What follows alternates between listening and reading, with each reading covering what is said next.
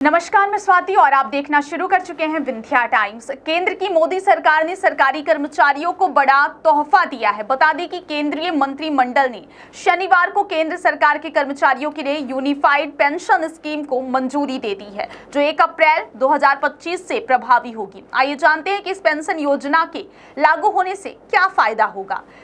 Unified pension scheme यानी कि UPS से सरकारी कर्मचारियों को बहुत फायदा होगा। इस पेंशन योजना की प्रमुख विशेषताओं में 50% की सुनिश्चित पेंशन, कर्मचारी की मृत्यु के बाद पारिवारिक पेंशन और रोजगार में आवश्यक सेवा वर्षों को पूरा नहीं करने वालों के लिए न्यूनतम पेंशन शामिल है। यूपीएस के तहत 60% फैमिली पेंशन दी जाएगी, यानी कि किसी सरकारी कर्मचारी की मौत होने पर उनके आश्रित को अंतिम पेंशन का 60% दिया जाएगा।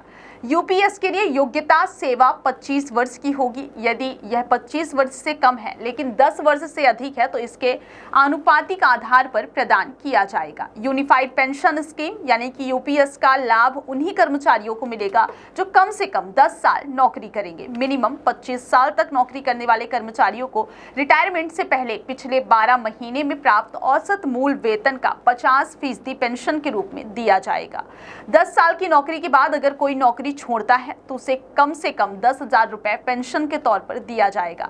सरकारी कर्मचारी की मृत्यु हो जाती है तो उसकी पेंशन की 60% राशि परिवार को दी जाएगी। 6 महीने की सर्विस के बदले मासिक वेतन प्लस डीए का 10वां हिस्सा जुड़कर रिटायरमेंट पर दिया जाएगा। कर्मचारियों को एनपीएस और यूपीएस दोनों में एक चुनने का विकल्प होगा। जो पहले से एनपीएस चुन चुके हैं उन्हें भी ये सुविधा मिलेगी। बहुत बहुत धन्यवाद।